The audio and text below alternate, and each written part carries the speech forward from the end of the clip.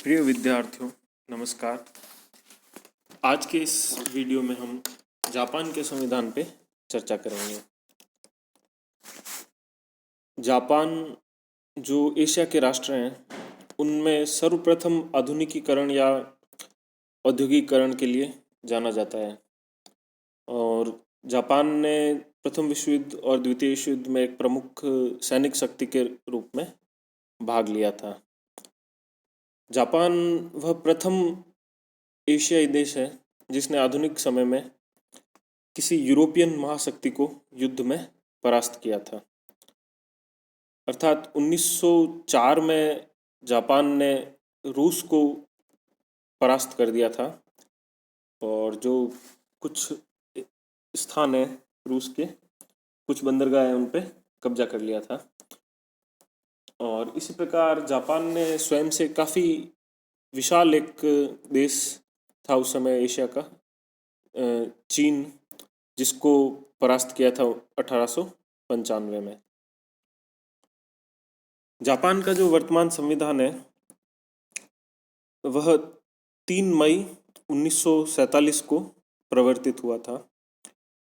यह संविधान द्वितीय विश्व युद्ध के पश्चात उस समय बना था जब जापान पे मित्र राष्ट्रों का, जो कि द्वितीय विश्व युद्ध में विजेता थे और जिन्होंने जापान को परास्त किया था, के नियंत्रणाधीन था और जहाँ जिनका जापान पे सैनिक शासन था। ये जो आधुनिक संविधान है जापान का, 1947 से प्रवर्तित, 3 मई 1947 से प्रवर्तित है। इससे पूर्व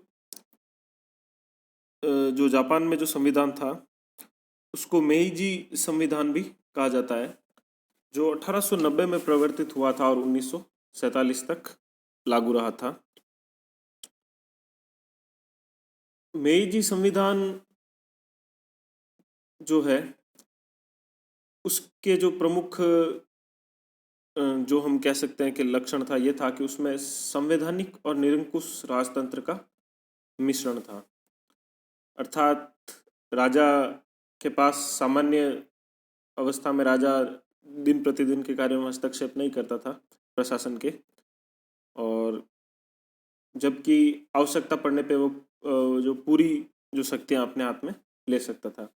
अर्थात ये ब्रिटिश और प्रशियन संविधान का मिला जुला रूप था। प्रशियन से तात्पर्य जर्मनी के एक प्रांत से था। जो जर्मनी के एकीकरण से पहले जो प्रमुख जर्मन राज्य था उसको प्रशिया कहते थे। बिस्मार्क यहीं का प्रधानमंत्री थे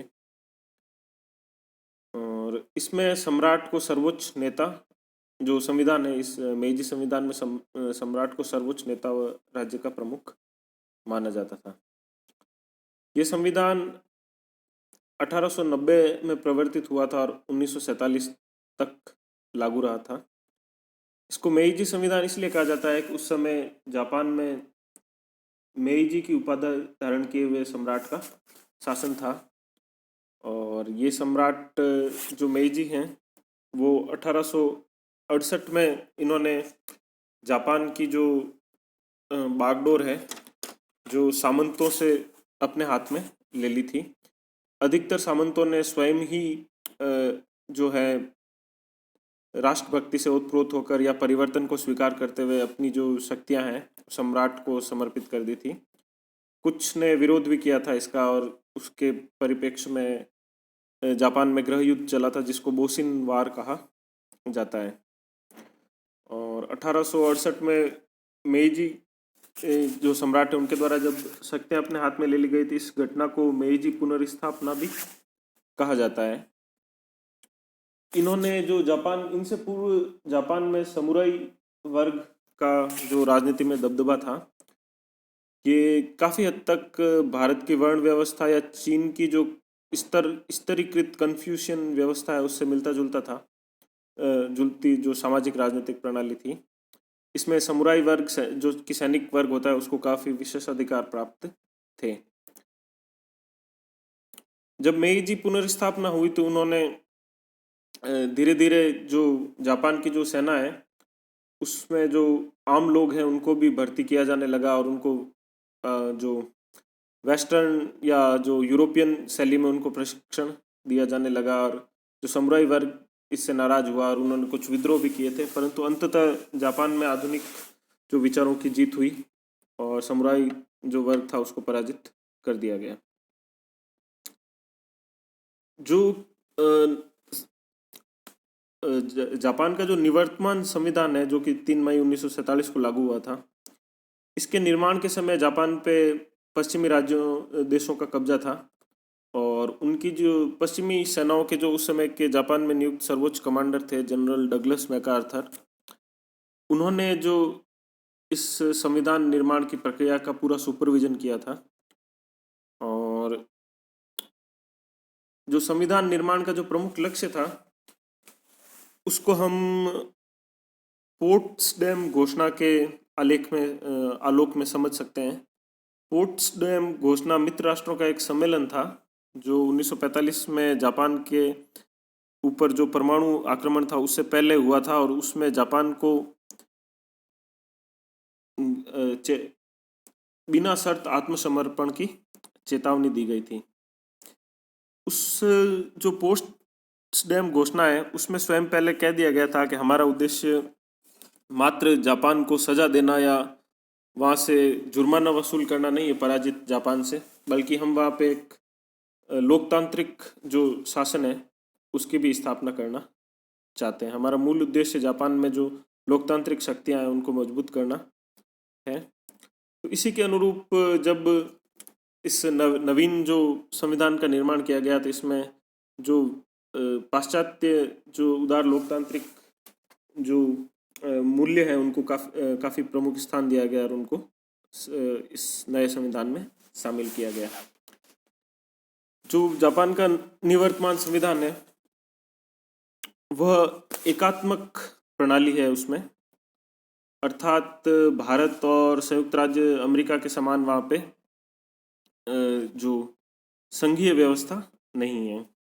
जो संविधान के द्वारा जो शक्तियाँ है वह मुख्य रूप से केंद्रीय सरकार को ही प्रदान की गई है, और जो संवैधानिक रूप से जो शक्तियों का विभाजन केंद्र और प्रांतों में नहीं किया गया है, जैसा कि भारत में 7वीं अनुसूची के अंतर्गत है, या अमेरिका के संविधान में जैसे संघीय विषय बताए गए हैं और जो अवशिष्ट शक्तियां हैं राज्यों को सौंप दी गई, वैसा जापान के संविधान में नहीं है।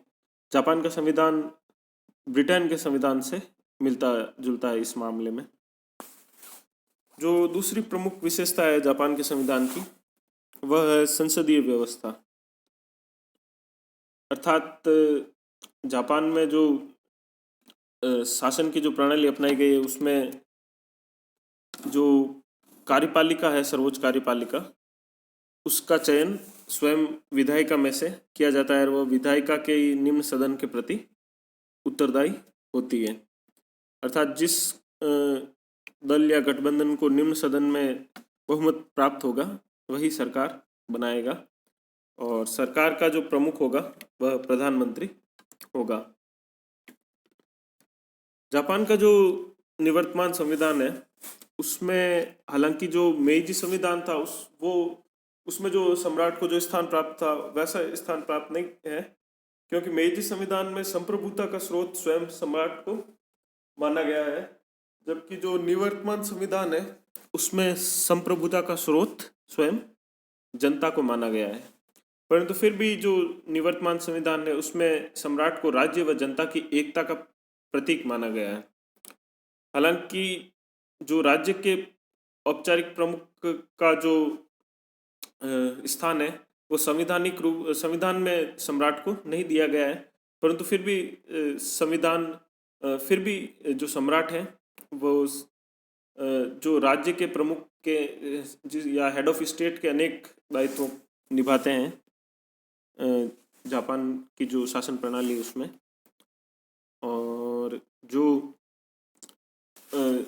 जापान की जो संसद है वह द्विसदनीय है, अर्थात उसमें 2 सदन है, और संसद को जैसे ब्रिटेन में पार्लियामेंट कहा जाता है और अमेरिका में कांग्रेस कहा जाता है, उसी प्रकार जापान की संसद को डाइट कहा जाता है। और इसमें जो दो सदन हैं उनके नाम है, एक तो प्रथम तो है हाउस ऑफ रिप्रेजेंटेटिव्स और दूसरा है हाउस ऑफ काउंसलर्स।